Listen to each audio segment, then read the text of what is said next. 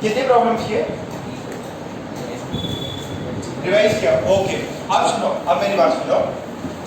हमने जो previous class में किया था कितना पार्ट किया था, एक तो हमने dipole in uniform electric field किया था।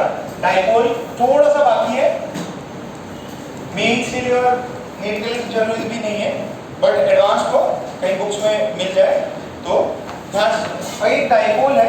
डाइपोल को यूनिफॉर्म इलेक्ट्रिक फील्ड में अगर अपन रखते हैं तो उस पे नेट फोर्स कितना, नेट फोर्स इज 0। तो अगर ऐसा मेरा एक डाइपोल है -q + q, तो उस पे F नेट हो गया 0। टॉर्क कितना, टॉर्क कितना है, नहीं टॉर्क की वैल्यू थी ना, अरे यूनिफॉर्म इलेक्ट्रिक फील्ड में कितना था, P क्रॉस E। अब में नॉट बी का कोई सवाल नहीं है, इसकी वैल्यू होती है P cross E। What is P, what is P, P is Q into D dipole moment. अब जो भी आपका डायरेक्शन नेगेटिव से पॉजिटिव होता है, अब ये नॉन जीरो भी हो सकता है, जीरो भी हो सकता है, डिपेंडिंग अपॉन दी एंगल्स। अच्छा अब टॉर्क है। अच्छा एक कंडीशन होगी यहाँ, जब ये 0 होगा, कब 0 होगा ये, जब इनके बीच में एंगल कितना हो, P E sin थीटा, ये मैग्नीट्यूड हो जाएगा। What is theta, theta is angle between P and E। अच्छा उस समय पे जब थीटा कितने पे, 0 पे है, 180 पे, ये जो टॉर्क है, टॉर्क टाउ, वो 0 हो जाएगा। तो at theta is equals to 0 degree and 180 degree, tau is 0, F net is 0। तो बॉडी क्या है, इक्विलिब्रियम में है। तो यहाँ पे दो केसेस में इक्विलिब्रियम पे। अब एक केस हो सकता है जब 0 डिग्री हो, 0 डिग्री पे क्या होगा, स्टेबल इक्विलिब्रियम। 0 डिग्री पे क्या होगा, स्टेबल इक्विलिब्रियम। 180 डिग्री पे अनस्टेबल। अगर 0 पे स्टेबल है तो क्या हो जाएगा, उसका SHM होगा। SHM का टाइम पीरियड एडवांस लेवल में पूछा जा सकता है आपसे, ठीक है। और फिर इसके बाद में अपन ने क्या किया था, पोटेंशियल एनर्जी। पोटेंशियल एनर्जी का फॉर्मूला क्या होता है, किसी भी पॉइंट पे पोटेंशियल एनर्जी कितनी हो जाएगी, -P डॉट E, ठीक है। तो this is -P cos theta. What is theta, theta is the angle between P and E। कहां से, यहां से मेजर कर रहे थे, याद है ना कहां से मेजर करना था, तो ये वैल्यू आपको याद रखनी है। अच्छा इसका थीटा जब 0 डिग्री है तब पोटेंशियल एनर्जी क्या है, -P and this is the minimum value. जब थीटा 180 डिग्री है तो पोटेंशियल एनर्जी कितनी, +P। उस समय पे क्या है, मैक्सिमम है। जब थीटा की वैल्यू 90 डिग्री है, 90 डिग्री है, तो यू कितना है, 0। अब इनमें कौन छोटा, 1 2 3, कौन सबसे छोटा, 1 वाला, 0 नहीं है, ठीक है। ये नेगेटिव में, मुझे समझ में आ रहा है बेटा। तो ये नेगेटिव में ये चीज आपको याद रखनी है, ठीक है। तो बॉडी की टेंडेंसी क्या करता है, जब भी अगर आपने डाइपोल को यूनिफॉर्म इलेक्ट्रिक फील्ड में रखा तो इलेक्ट्रिक फील्ड की टेंडेंसी है उस डाइपोल को अपनी डायरेक्शन में अलाइन करने का। क्या टेंडेंसी है, अपने से पैरेलल करने का, एंटी पैरेलल नहीं, क्या करना है उसको, पैरेलल करना है, ठीक है। अच्छा अगर इस पे वर्क एनर्जी के सवाल पे अपन बना सकते हैं, ठीक है। एक सिंपल सा थोड़ा सा ना अपन उसका करते हैं, रोटेशन का सवाल करते हैं, ठीक है। एक रोटेशन का सवाल कर लेते हैं इसमें।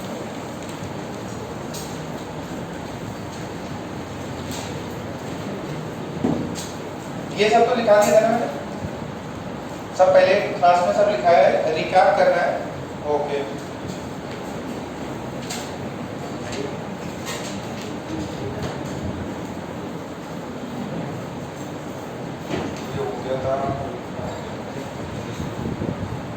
अच्छा एक ये ऐसा सवाल देखो, रॉड का जैसा अपना था ना कि भाई एक रॉड है, वो हिंज से लटका हुआ है, उसको रिलीज कर दिया तो उसका अपने को अल्फा ये सब आ जाता था।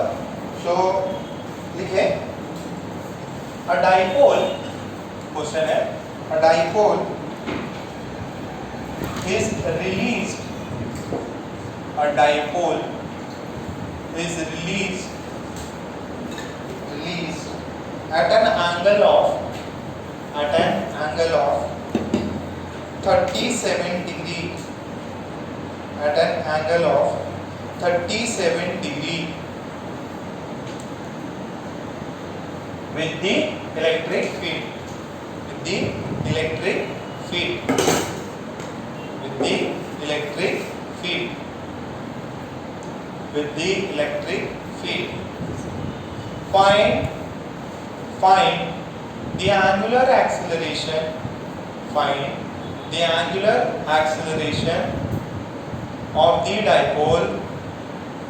Find the angular acceleration of the dipole at this instant.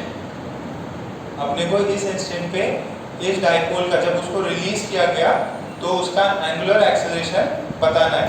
अच्छा, इसमें एक चीज ये है कि ये जो लेंथ है this is L, mass of charge is Q, length is equals to mass of charge is small m and length is l.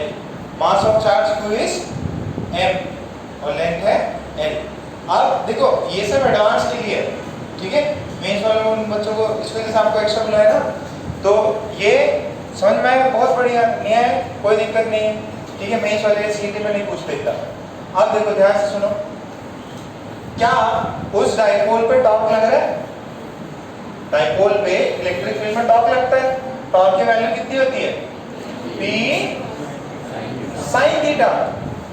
देखो इसका होता क्या है? P क्रॉस E, वेक्टर है ना, टॉर्क इज अ वेक्टर, और उस समय पे अपन जब रोटेशन पढ़ रहे थे टॉर्क को क्या लिखते थे? R cross F। तो यहाँ पे भी कुछ क्रॉस आना चाहिए, क्रॉस आना चाहिए तो P क्रॉस E आता है, और एंगल जो है साइन थीटा में कन्वर्ट हो जाता है instead of cos theta. Potential energy एक स्केलर क्वांटिटी है, तो पोटेंशियल एनर्जी में कभी भी क्रॉस प्रोडक्ट नहीं हो सकता, वहां डॉट प्रोडक्ट होगा, डॉट प्रोडक्ट होगा तो एंगल कॉस थीटा आएगा, ठीक है। ओके सर ये तो टॉर्क होता है, हाँ, तो टॉर्क की वैल्यू P, एंगल पता चल रहा है क्या कितना है? sin 37। क्या मुझे टॉर्क पता चल गया उस इंस्टेंट पे जब रिलीज किया गया, तो टॉर्क कितना लग रहा होगा? कितना? P/5 PE लग रहा है, बस टॉर्क पता है, फोर्स पता है, आपसे पूछ रहा है एक्सीलरेशन कितना है, फोर्स पता है, आपसे पूछ रहा है एक्सीलरेशन कितना है। क्या होता है फोर्स का formula? Mass into acceleration, mass sorry acceleration कितना हो जाएगा? अच्छा, सिमिलरली एक होता है टॉर्क की वैल्यू क्या होती है? I into alpha. क्या पूछ रहा है? अल्फा। क्या बनेगा? Torque bye I। तो ये टॉर्क दिया हुआ है, टॉर्क इज कुछ और, टॉर्क इज I अल्फा, तो यानी कि I अल्फा की वैल्यू आ जाएगी 3/5 P ये आ जाएगी। Okay, what is I? देखो टोटल लेंथ कितना है? टोटल लेंथ कितना है? L, तो सेंटर ऑफ मास कितने पे होगा? L/2 पे, ठीक है, थोड़ा सा है ना, ये वाला एंड थोड़ा बड़ा लग रहा है, मान लीजिए ऐसा है, ठीक है। तो I क्या होता है? सेंटर ऑफ मास से पहले वाले पार्टिकल का मास m, डिस्टेंस कितना? L/2 का होल स्क्वायर, फिर दूसरा पार्टिकल है उसका मास m, लेंथ कितना है? L/2 का होल स्क्वायर, कितना होगा? 2 times m L square by 4, कितना हुआ? mL square by 2। What is this? This is moment of inertia. Inertia डाल दो, आ गया आंसर, ठीक है, कितना आ रहा? 16। ओके, देखो ज्यादा टफ नहीं था, अब वो बच्चे क्या टॉर्क ही नहीं समझ पाते तो उनको फिर बहुत ज्यादा दिक्कत आती है कि क्या पता क्या कर दिया सर ने। समझ में आया? इजी है, तो इसको कितना लिखो?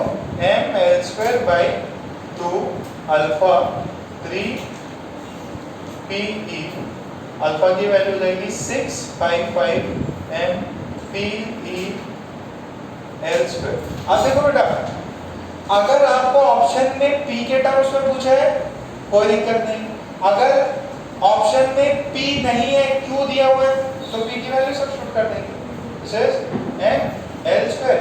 P कितना होता है? Q into L into E, तो हो सकता है LL कट जाए, आपको Q के टर्म्स में आंसर दे दे, तो वैसे भी ये भी आंसर है, और इसको अगर सिंपलीफाई किया तो ये कितना बनेगा? 6QE/5mL। इजी है, सबने छाप लिया? नेक्स्ट लिखो फिर।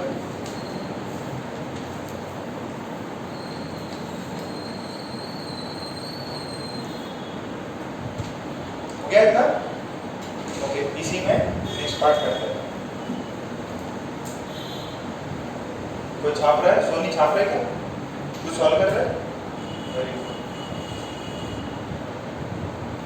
और तुम इतना पीछे बढ़ गया, उधर बैठ जाओ, थोड़ा पास दिखेगा। मुझे नहीं दिखाई देता ना तुम लोग। ईशान कल गए थे क्या? क्या कर रहे थे? तबीयत खराब हो गई तो एक दिन में ठीक हो गए? कौन सा डॉक्टर है? कौन सा डॉक्टर है? Family doctor. तो नाम बताओ, हम भी फैमिली डॉक्टर बनाते उसको। एक ही दिन में ठीक? क्या बोला? घर की याद आ रही क्या? नहीं ना? अरे सेम प्रॉब्लम है, आई वाई सब कुछ सेम है। अच्छा, अब थोड़ा और अच्छा सवाल कि सर ई है, हाँ, माइनस क्यू है, प्लस क्यू है, एंगल 37 डिग्री है। मैंने इसको यहां से रिलीज किया तो क्या है उसके पास? अल्फा। अच्छा, अल्फा है और ये ऐसा हो गया, माइनस क्यू प्लस क्यू हो गया, माइनस क्यू प्लस क्यू हो गया। कितना एंगल बना रहा है अभी? 0 डिग्री। ठीक है। अच्छा, जब 0 डिग्री बना रहा है तो उसके पास में कुछ स्पीड होगी।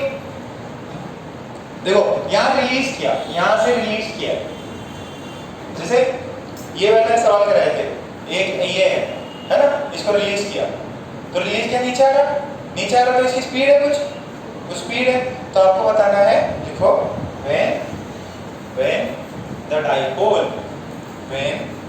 dipole is released, when the dipole is released, when it was making angle 37 degree,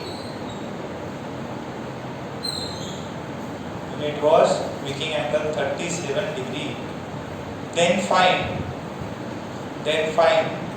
its omega, then find its omega when it is parallel,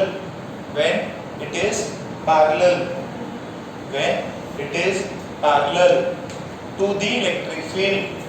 जब वो इलेक्ट्रिक फील्ड से पैरेलल हो जाए तब उसका ओमेगा कितना है। ठीक है, ज्यादा काइनेमेटिक्स मत लगाओ, सीधा वर्क एनर्जी थ्योरम लगाओ, 1 मिनट में आंसर आएगा। क्यों सर वर्क एनर्जी क्यों लगाना? कौन वर्क करने वाले? कौन? Electrostatic force, electrostatic conservative force. और तो फिर उसके लिए क्या रहेगा? Potential energy. कोई एक्सटर्नल फोर्स है नहीं, पोटेंशियल एनर्जी और काइनेटिक एनर्जी। हो सकता है शुरू में थोड़ा डिफिकल्ट लगे।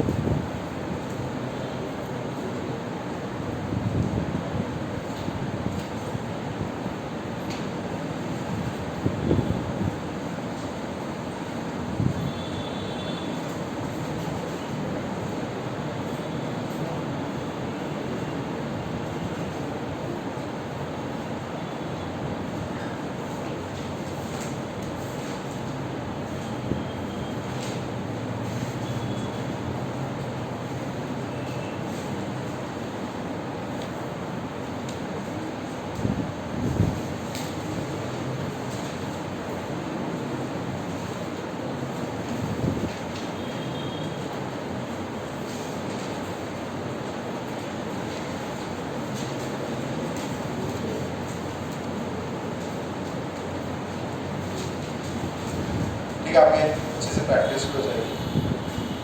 अपना देखो टारगेट क्लियर है, अपने को जितना हो सके अक्टूबर तक कोर्स निकालना है। ठीक है, थोड़ा बहुत प्लस माइनस तो ऊपर नीचे हो जाएगा, बट मेजॉरिटी 95-96% निपटा देंगे। लिख लिया क्या?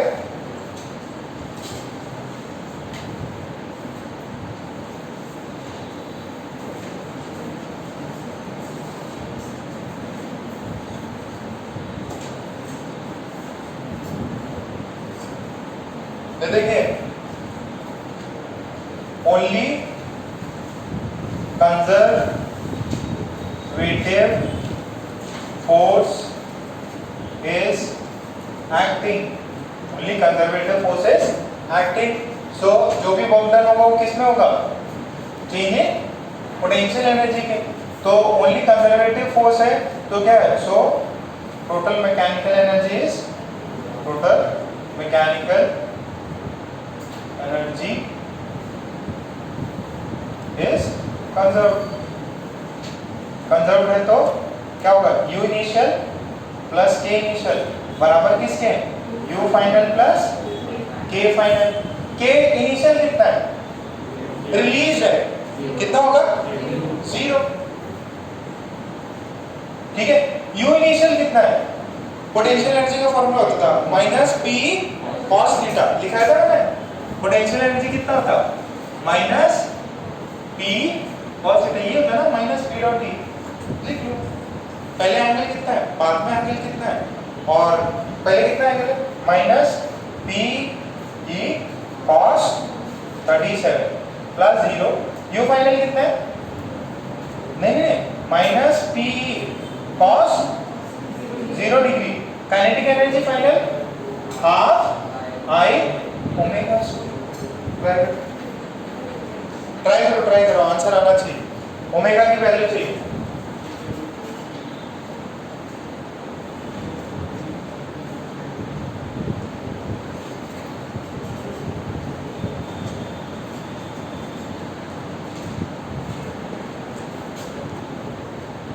आंसर निकालो।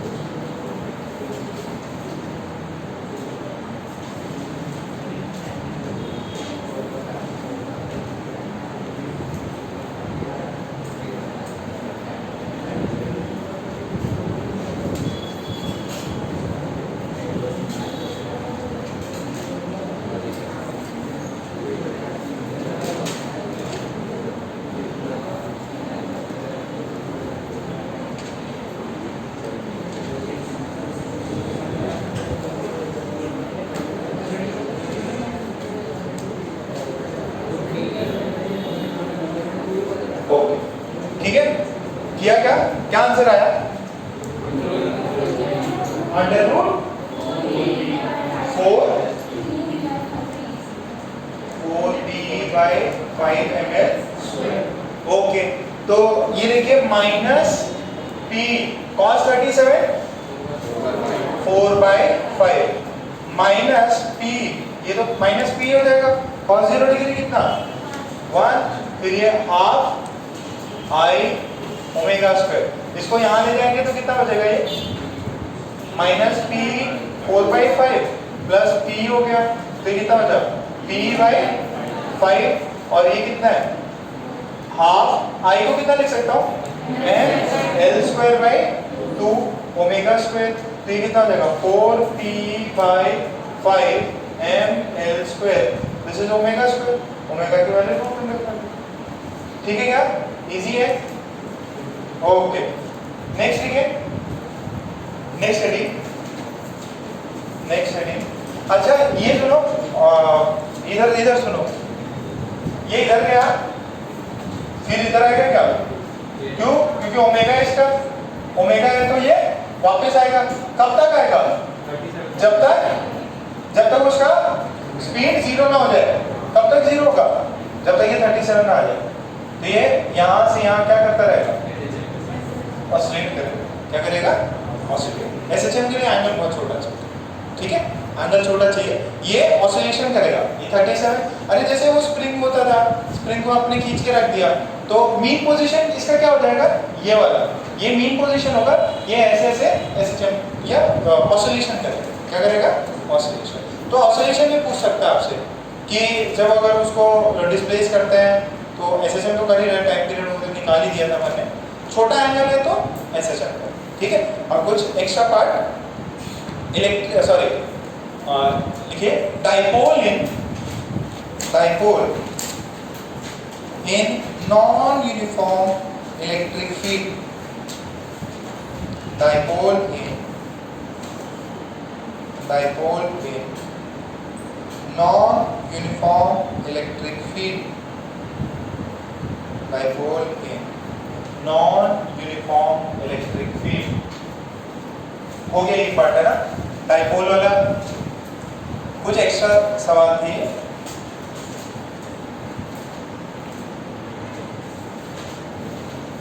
Dipole in non uniform field. अच्छा, नॉन यूनिफॉर्म फील्ड में एफ नेट 0 होगा क्या, टॉर्क नेट 0 होगा क्या, ठीक है।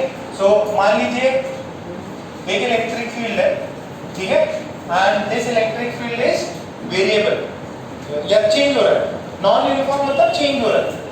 अच्छा, अब अपना माइनस क्यू चार्ज है और ये प्लस क्यू चार्ज है, ठीक, तो it's let's say it's a function of x, it's a function of x।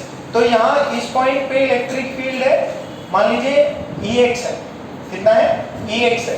अच्छा, और आपका जो इलेक्ट्रिक फील्ड है, ये डिस्टेंस मान लीजिए छोटा सा डिस्टेंस है, छोटा सा डिस्टेंस है, this is Ex plus dx, variable है, it's a function of x।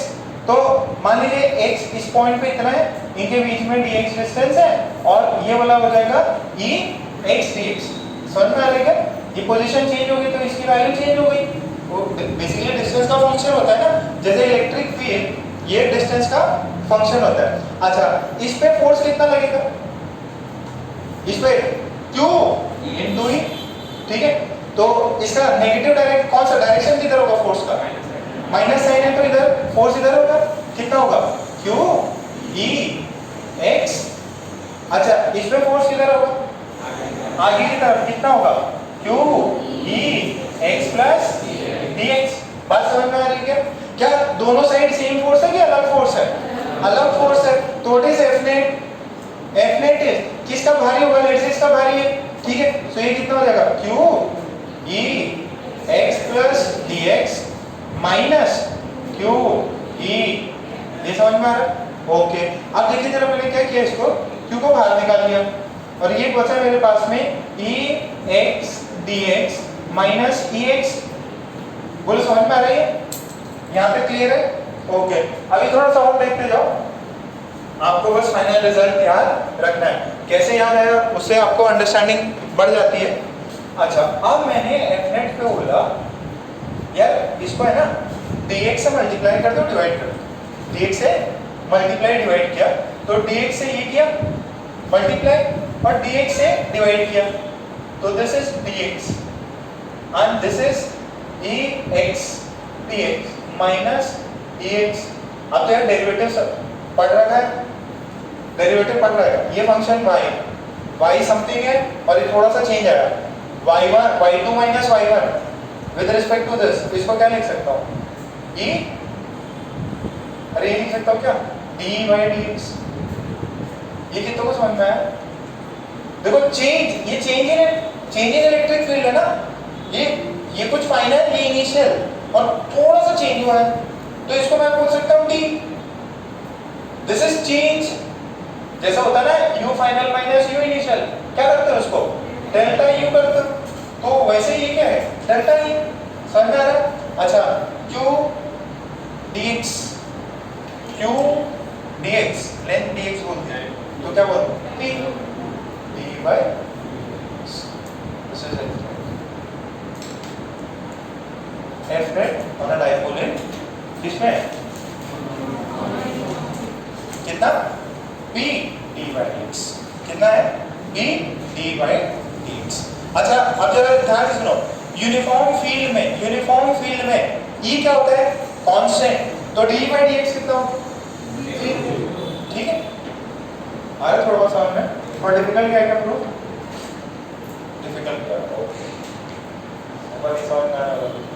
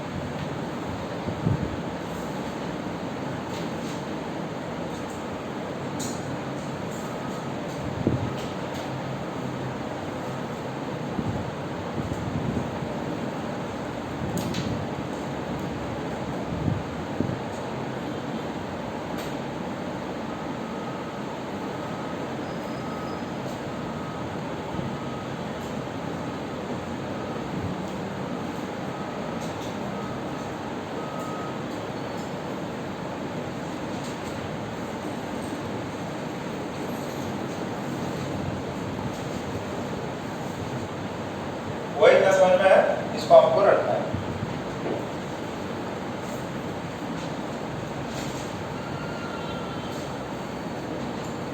एकदम सिंपल सा है, एफ नेट निकाला, एक पे फोर्स निकाला, दूसरे पे फोर्स निकाला, दोनों को सबट्रैक्ट कर दिया, एफ नेट आ गया। एफ नेट में वो चेंज दे रहा था, डिफरेंस दे रहा था, फाइनल माइनस इनिशियल, तो उसको छोटा सा चेंज है, उसको डी लिख दिया और dx लिख दिया और वहां पे t लिख दिया। ठीक है, इसको याद रखना है। नॉन यूनिफॉर्म इलेक्ट्रिक फील्ड में force on a point force on a dipole is p d by dx। अच्छा ये देखो कितने लोगों को आता है ये सवाल, क्वेश्चन है हाँ करवा के छाप पूछना। बाकी लोग रट लें इसको अच्छे से, पुराने टॉपिक्स भी जो भी फॉर्मूले हैं। इलेक्ट्रोस्टैटिक देखो, इलेक्ट्रोस्टैटिक्स में बहुत फॉर्मूले हैं, ठीक है। आपके करंट इलेक्ट्रिसिटी में भी फॉर्मूले कुछ ट्रिक्स मिलेंगी, मैग्नेटिज्म में भी भर के फॉर्मूले। उसमें सब क्या है, majority of them would be cross product, तो उसके अंदर हालत खराब होगी, सब में वो अंगूठा घुमाते रहना पड़ेगा। ठीक है, ये डायरेक्शन कौन सी, आई कैप जी कैप, जिसको ये डायरेक्शन क्लियर है फिर EMI में भी सेम है। ठीक है, तो current electricity EMI, current electricity होने के बाद ही कैपेसिटर कर पाएंगे अपन। सो नेक्स्ट वन प्लान करेंगे कि मैग्नेटिज्म पूरा हो जाए। फिर AC तो हो गया, AC तो 5 दिन का क्लास है।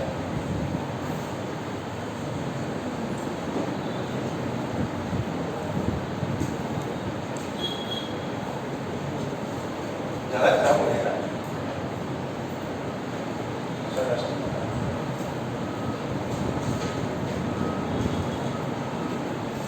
ये देखो, ये रिंग है, रिंग का चार्ज Q है और रेडियस R है, ठीक। और यहाँ पे एक डाइपोल है, यहाँ पे एक डाइपोल, ठीक है। डाइपोल में बहुत शॉर्ट डिस्टेंस है, डाइपोल का जो डिस्टेंस है दैट इज वेरी शॉर्ट। और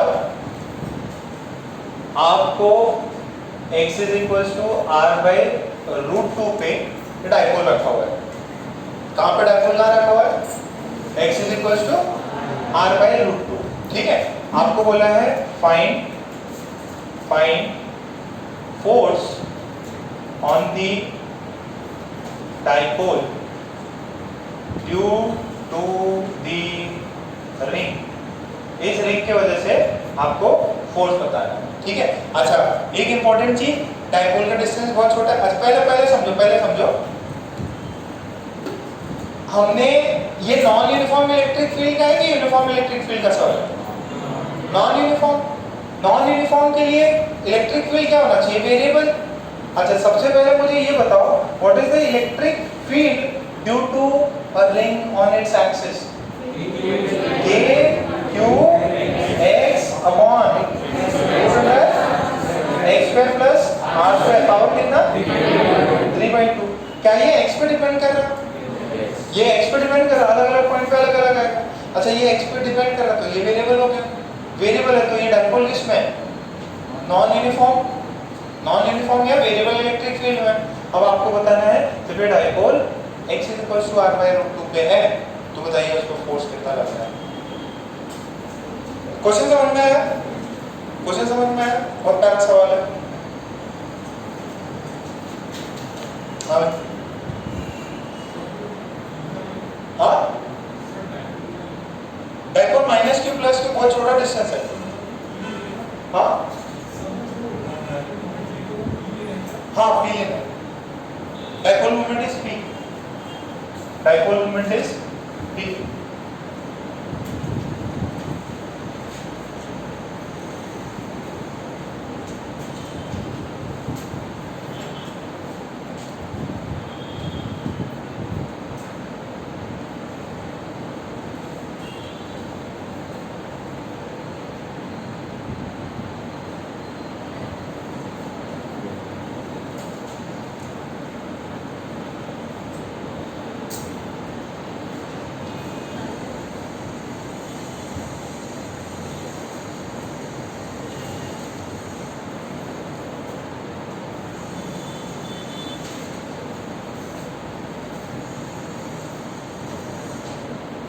डिफरेंशिएट कर रही है कितना आया?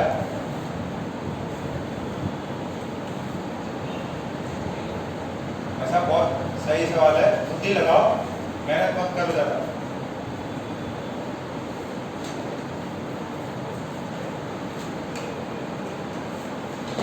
जिसको रिजल्ट याद है वो ये सवाल कर लेगा। ध्रुवी, गार्गी, श्रेया, राधा, खुशी, हाँ एफ नेट 0 हो जा रहा। और किसी का नहीं आया? देखो अरे एक लाइन का सवाल है, एफ नेट इज 0 भाई। देखो हमने देखो सभी एक बार देखो, बहुत अच्छा सवाल है। हमने रिंग का पढ़ा था, रिंग का मैक्सिमा क्या होता है? r/√2। अच्छा रिंग का मैक्सिमा r/2 है, इलेक्ट्रिक फील्ड मैक्सिमा है क्या? अगर इलेक्ट्रिक फील्ड मैक्सिमा है तो dE/dx क्या होगा? at x = r/√2 0। अरे electric field due to a ring is maximum at this point. ऐसे एक अपन ने कर्व बनाया था कि भाई r/ इस पे क्या होता है, इधर तो 0 होता और यहाँ पे मैक्सिमा होता।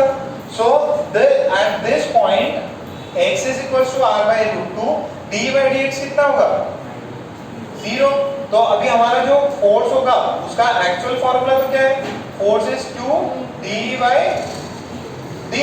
अब आप क्या करोगे? Sorry my fault, this is p। अब इसका है ना आप डिफरेंशिएट करोगे, इसको क्या करोगे? डिफरेंशिएट करोगे और डिफरेंशिएशन करने के बाद में x की वैल्यू क्या डालोगे? r/√2।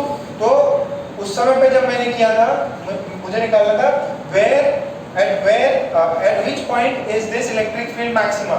इलेक्ट्रिक फील्ड मैक्सिमा करने का सबसे पहले उसका स्लोप क्या करो? 0 करो। तो जब आपने इसको डिफरेंशिएट किया तो आपको एक लंबी चौड़ी वैल्यू आएगी और उसके अंदर x की वैल्यू आप r/√2 डाल दो। ठीक है, नहीं चलता। पहले देखो मेहनत वाला सवाल ये है कि आप पहले इसको डिफरेंशिएट करो, जो गंदा सा डिफरेंशिएशन है, डिवीजन रूल लगा के डिफरेंशिएट करो और फिर x की वैल्यू डालो। मेन शॉर्ट ट्रिक है at x = r/√2 the electric field is maximum for a ring। ठीक है, so at this point d/dx is 0। तो अगर आपने फोर्स की वैल्यू ये लिखी है और यहाँ पे ये उस पॉइंट पे d/dx 0 है तो फोर्स कितना होगा? नहीं चमका? कितनी जनता को चमका? कितनी को डाउट है? डाउट आ रहा? क्या डाउट आ रहा? नहीं आ रहा? सार्थक, नमन, पक्का? बस फाइनल ना? बस ये आपको पुराना रिजल्ट याद रखना था। नहीं वैसे करने दोगे तो एकदम प्राण निकल जाएगी। कह रहे पहले तो डिफरेंशिएट करो फिर x की वैल्यू डालो, बहुत गंदा आंसर आएगा। बट हमको पहले से ही प्री नॉलेज है कि इसका derivative eight this point is 0, तो dy/dx 0 4c। लिख लो, ये पॉइंट लिख लो।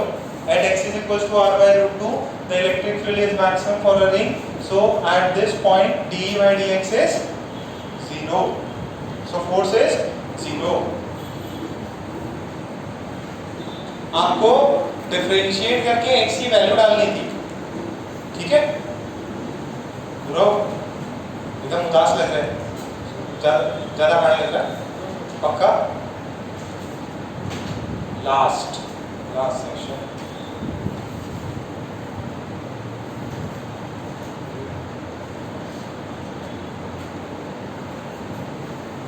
फोर्स, लास्ट हेडिंग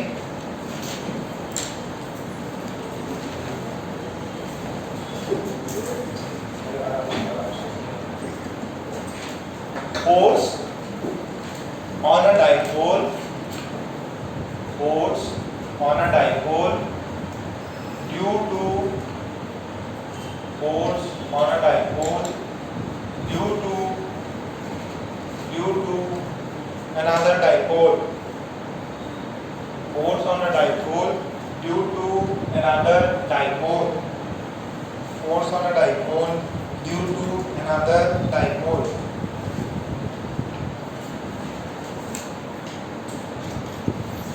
एक डाइपोल दूसरे डाइपोल पे कितना फोर्स लगाएगा ये पूछा गया है। इसके बहुत ही सिंपल, इसको है ना ऑब्जेक्टिव में, अगर आपको फॉर्मूला याद है तो ऑब्जेक्टिव में आपसे सवाल पूछ सकता हूँ। Pure formula, force on dipole due to another dipole. Okay, ध्यान से देखो, एक डाइपोल है P1, ठीक, ऐसे रिप्रेजेंट मान दिया आपको, और एक दूसरा डाइपोल है P2। इस डाइपोल की वजह से इस पे कितना फोर्स होगा? इनके बीच में है डिस्टेंस r, डिस्टेंस कितनी है r। अच्छा, ये डाइपोल है, इस पे ये फोर्स क्यों लगाएगा? क्योंकि इसके वजह से क्या होता है? इलेक्ट्रिक फील्ड होता है। एक डाइपोल की वजह से, एक डाइपोल अपने सराउंडिंग में क्या करता है? Electric field. उसका जनरल फॉर्मूला भी पता है आपको, और अलोंग दी लाइन और परपेंडिकुलर टू द लाइन भी पता है। So force on P2 due to P1, P1 की वजह से फोर्स निकालना है। First of all, what is electric field due to, what is the electric field due to P1 at a point r distance along its axis।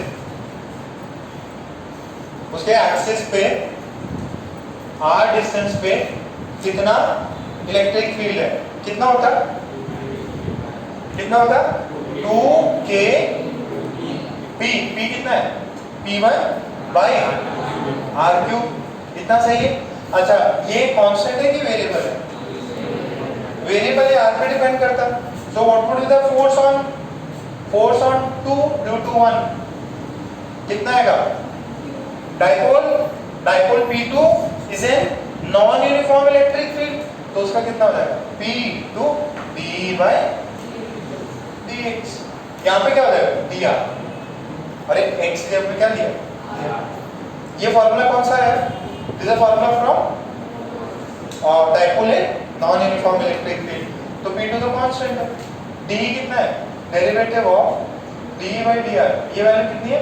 2k P1/r3। तो 2k P1 को बाहर निकाल दो, 2k P1 P2 को बाहर निकाल दो, और डेरिवेटिव किसका लो? r की पावर -3। तो ये कितना होगा? 2k P1 P2, ये कितना हो जाएगा? -4/, सही कर लो क्या? हाँ, -3 बाहर आएगा, -3, और ये ये -3 बाहर आ गया, फिर ये क्या इतना क्लियर है? तो वैल्यू कितनी आई? -6 k v1 v2 by r power 4. तो force on a dipole due to another dipole is -6 k v1 v2 by r power 4. ये कौन सा? when both of them are along the line. ठीक है, along the same line. यहाँ पे mistake कर दिया था. ठीक, डेरिवेटिव है -3 नीचे जाए और फिर r की पावर -3 -1 -4.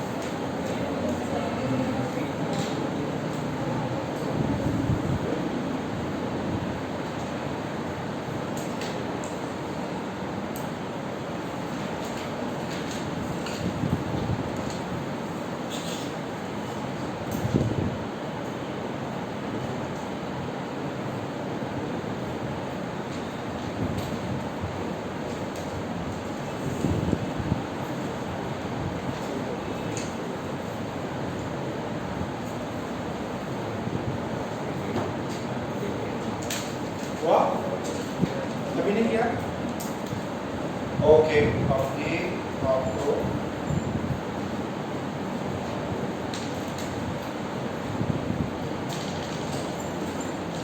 पेज नंबर 154 निकालो.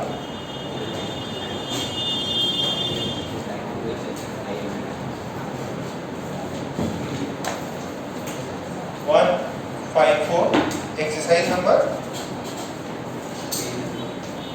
2, पेज 154 1.54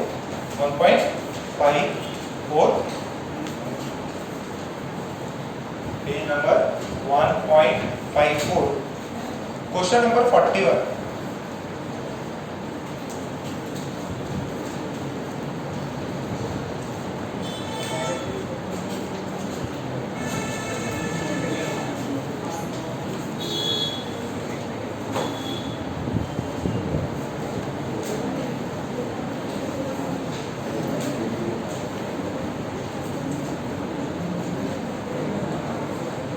कितना है? r की पावर, तो फॉर्मूला याद है तो आपको सवाल हो जाएंगे. 44 कर लो.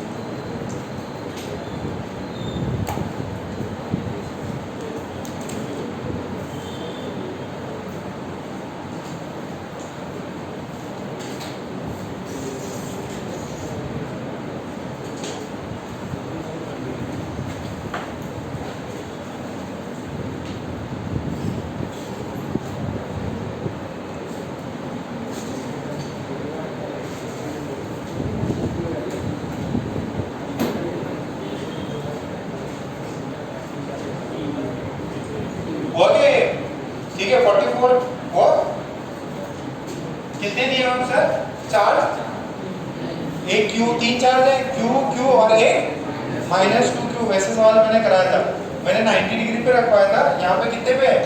60 डिग्री। कितने पे? 60 डिग्री। ओके, ये सबको समझ में आया क्या? सभी को ये पार्ट क्लियर है? ओके, एक लास्ट पार्ट है वो और देख लो इसका। ये क्या था? ये दोनों एक दूसरे के लाइन में थे, पैरेलल थे। अब ऐसा भी हो सकता पार्ट 2 में कि एक जो है P1 ऐसा हो, P1 ऐसा हो और ये P2 है। आपको है ना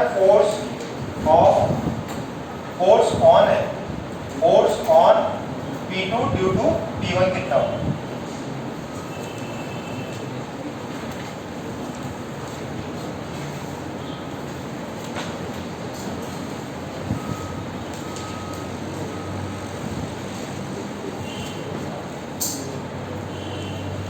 कितना है इलेक्ट्रिक फील्ड?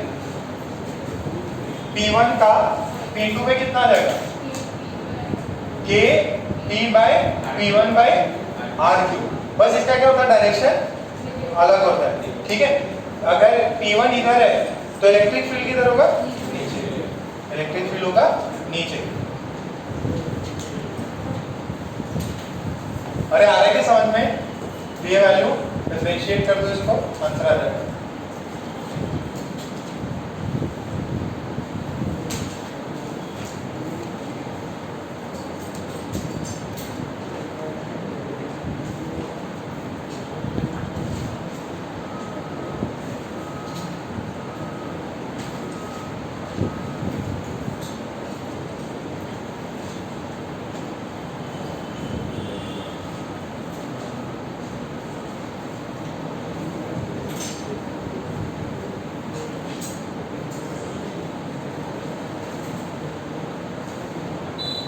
वो इतना डिफरेंशिएट करो ना, आंसर आ जाएगा।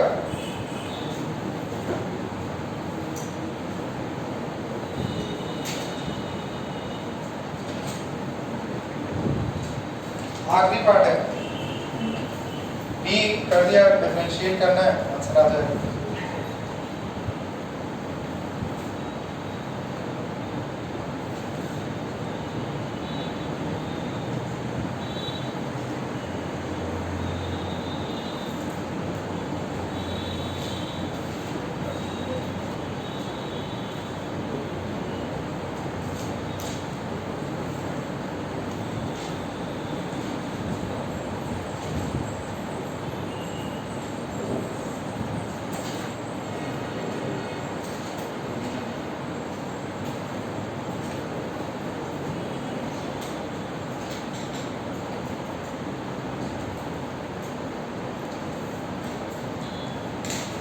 डेरिवेटिव कम हुआ है, बट 2 टाइम कम हो गया।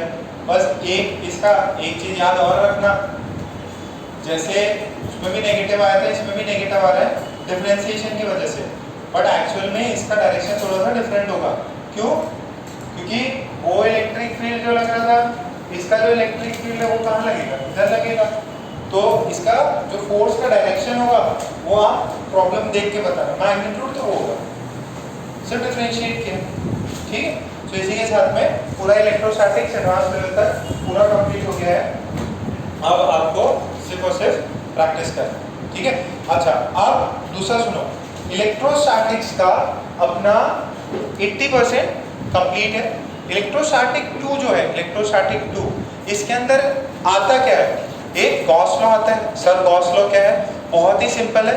गॉस लॉ से हम चीज़ों का इलेक्ट्रिक फील्ड निकालते हैं, जो कि मैंने आपको ऑलरेडी पढ़ा रखा है। Electric field to a wire, infinite wire, ठीक है, रिंग, डिस्क। तो कुछ जहाँ पे सिमेट्री हो वहाँ पे गॉस लॉ से हम लोग बहुत इजीली फाइंड कर सकते हैं इलेक्ट्रिक फील्ड। फिर उसके अंदर आएगा कंडक्टर्स, जैसे कंडक्टर लगे हुए हैं, अर्थिंग कर दिया, ये कर दिया। तो ऐसे छोटा मोटा 20% का या 30% का पार्ट है वो, जिसमें क्वेश्चंस रहते हैं। उसमें भी आपको वोल्टेज पूछा जाएगा कि 2 कंडक्टर के, एक स्फीयर है, एक दूसरा स्फीयर है, हॉलो है। सोनी किधर है?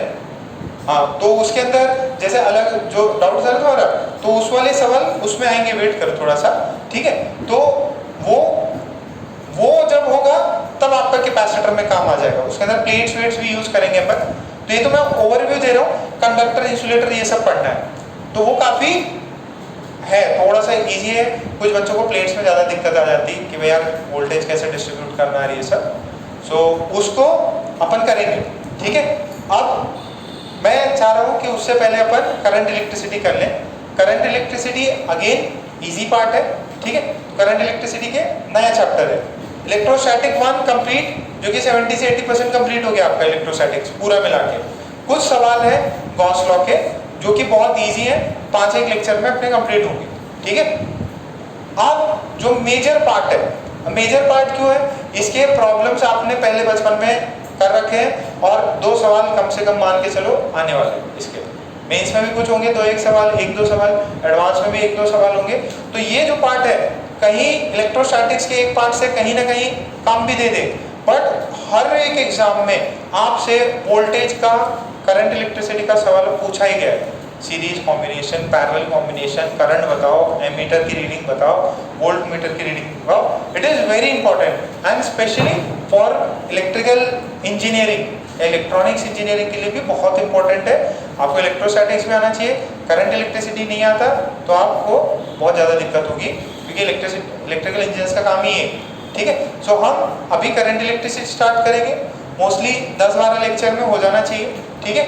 इसको आराम से प्यार से समझा के करेंगे, ठीक है। फिर इलेक्ट्रोस्टैटिक्स इस मंथ में बाय अगस्त करंट इलेक्ट्रिसिटी और इलेक्ट्रोस्टैटिक्स 2 ट्राई करेंगे अपन कंप्लीट करें। अब उसके लिए थोड़ा सा जैसे आपको भी, जैसे आज सैटरडे आके अपन ने पेन लिया, वैसे ही वर्किंग जो नॉर्मल वीक डेज में है उस पर अपन आपका थोड़ा सा क्लास 1:30 तक कर देंगे, ठीक है। 2 घंटे तक का क्लास हो सकता है।